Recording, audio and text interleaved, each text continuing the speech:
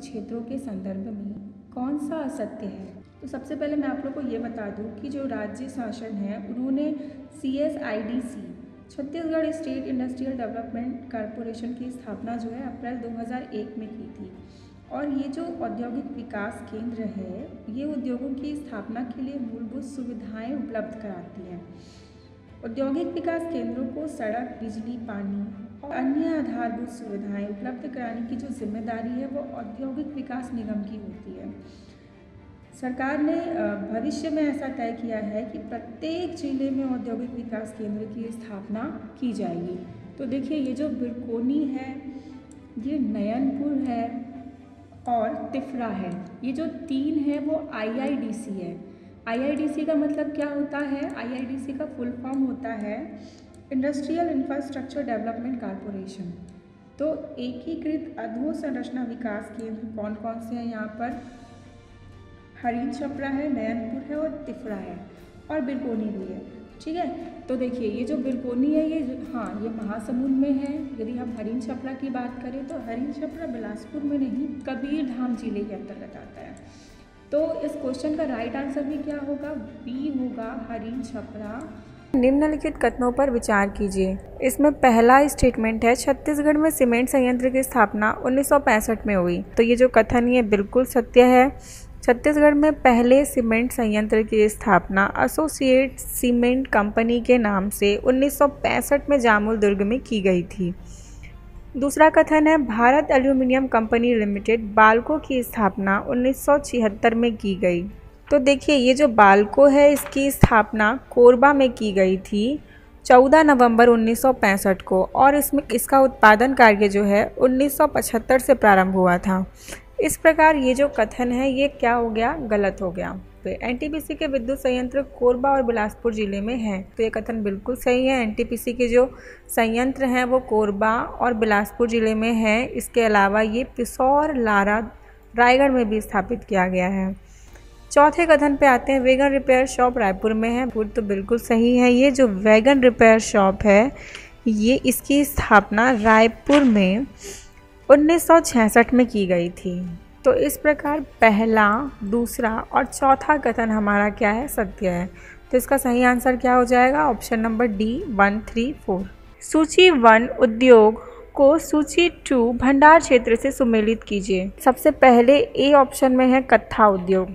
तो ये जो कत्था उद्योग है खैर वृक्ष पर आधारित है और इसे खैरवार जनजाति के लोग इस वृक्ष में जो भी खाल होता है उसका संग्रहण करते हैं। राज्य का एकमात्र कत्था उद्योग सरगुजा वुड प्रोजेक्ट के नाम से अंबिकापुर में संचालित है। अर्थात इसका जो सही आंसर होगा वो क्या होगा? Option number 4 Surguja. उसके बाद हम आते हैं बी कागज उद्योग। कागज उद्योग के बारे में हम जाने कुछ।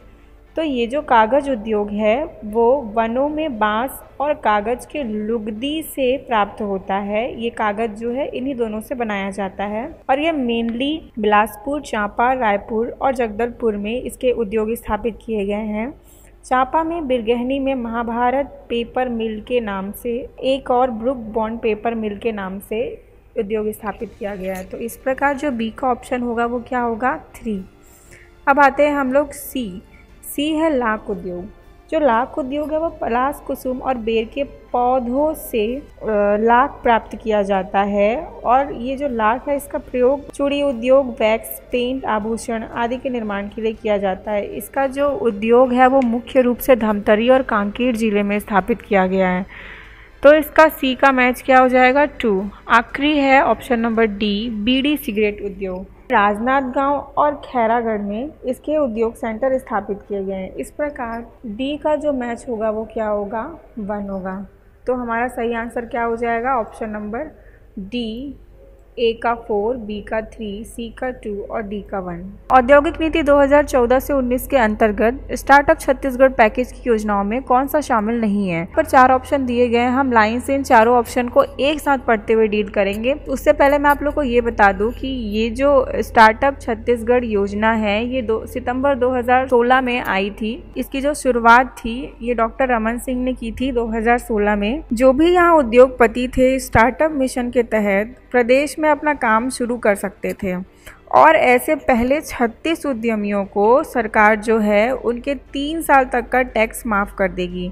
ये रकम 3 साल बाद उन्हें वापस हो जाएगी, अर्थात जो भी वो टैक्स 3 साल तक दिए रहेंगे वो रकम क्या होगी, उनको 3 साल के बाद वापस हो जाएगी।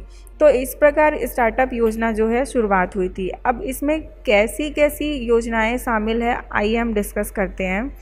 तो देखिए पहला इसमें लिखा है ऑप्शन ए, विद्युत शुल्क छूट 100% छूट। तो हाँ बिल्कुल, जो भी स्टार्टअप योजना के अंतर्गत जो भी उद्योग लगाए जाएंगे उन उद्योगों को सरकार जो है बिजली शुल्क में 10 साल तक 100% छूट देगी। उसके बाद हम आते हैं भूमि के क्रय लीज पर स्टाम्प शुल्क से पूर्ण छूट।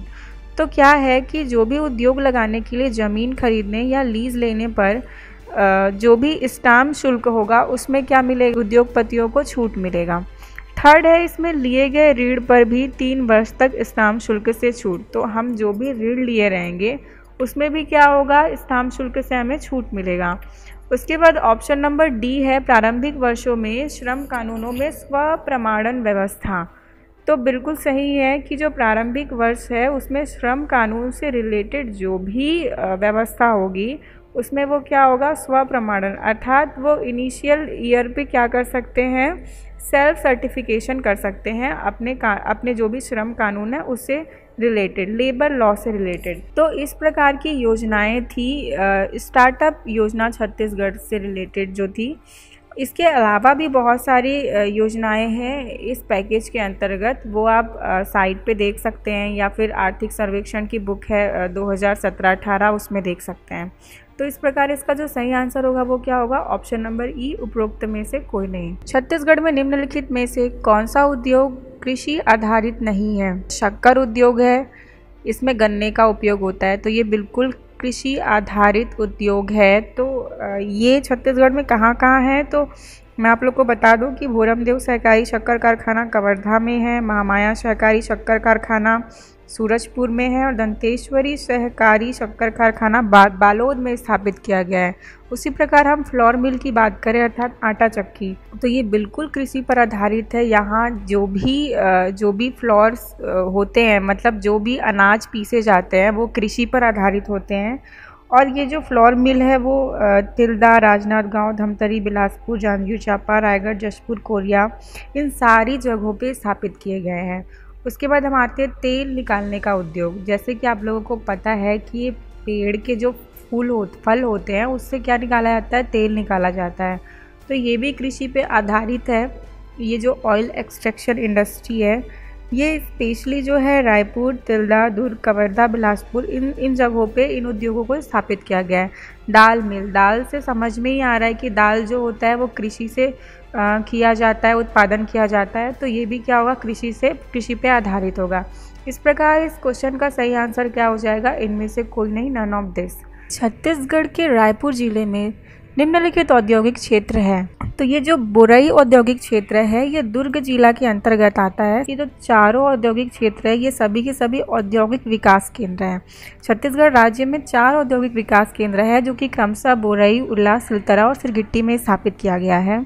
तो जो बोरई औद्योगिक विकास केंद्र है ये दुर्ग जिले के अंतर्गत आता है। इस क्षेत्र की स्थापना लगभग 437 हेक्टेयर भूमि पर की गई है और ये राष्ट्रीय राजमार्ग क्रमांक 6 पर स्थापित किया गया है। उसके बाद हम आते हैं उरला। तो ये जो उरला औद्योगिक विकास केंद्र है ये रायपुर जिले में स्थित है। ये छत्तीसगढ़ का पहला औद्योगिक विकास केंद्र है जो कि भनपुरी और रावण भाटा दोनों को शामिल किया गया है इस क्षेत्र में। ये लगभग 700 हेक्टेयर भूमि पर स्थापित किया गया है और इस क्षेत्र में टोटल 418 वृहद और मध्यम उद्योग हैं और लगभग 560 लघु उद्योग स्थापित किए गए हैं। इस प्रकार ये जो उरला है ये कौन से क्षेत्र में आता है, रायपुर में आता है। फिर हम आते हैं सिलतरा। सिलतरा जो है ये भी रायपुर जिले में स्थापित किया गया है। ये राज्य का सबसे बड़ा और सबसे ज़्यादा निवेश किया जाने वाला औद्योगिक विकास केंद्र है। सिलतरा की बात करें तो ये 1260 हेक्टेयर भूमि विकसित किया गया है और इसमें टोटल 48 वृहद और मध्यम उद्योग हैं और लघु उद्योग है। तो इस प्रकार ये जो सिलतरा है ये रायपुर जिले के अंतर्गत आता है। फिर अपन आते हैं सिरगिट्टी पे।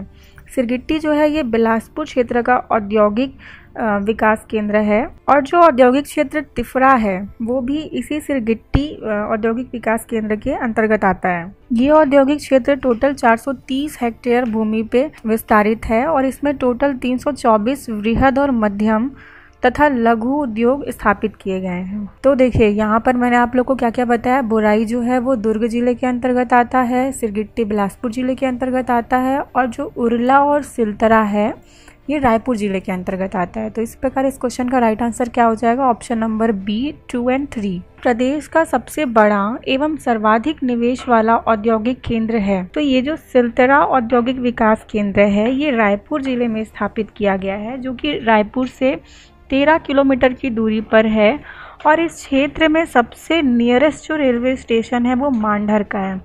औद्योगिक विकास केंद्र सिलतरा से 3 किलोमीटर की दूरी पे मांढर रेलवे स्टेशन है, जो कि मुंबई हावड़ा मुख्य लाइन पर स्थित है। यदि हम इसके क्षेत्र की बात करें तो ये 1260 हेक्टेयर भूमि पे विकसित किया गया है और इस क्षेत्र में टोटल 48 वृहद मध्यम और लघु उद्योग की स्थापना की गई है, जिसमें लगभग 716 करोड़ की पूंजी का विनियोजन किया गया है। देखिए यहाँ पर निवेश की बात चल रही थी, तो निवेश कितने का किया गया है, 716 करोड़ का निवेश किया गया है। वर्तमान में इस औद्योगिक क्षेत्र में 2 स्पंज आयरन संयंत्र, एक विद्युत उत्पादन संयंत्र और एक फेरो एलॉय संयंत्र की स्थापना की गई है। ये इसका चरण 1 है जो कि काफ़ी विकसित है और जो चरण 2 है उसमें विकास की गतिविधियां चल रही है।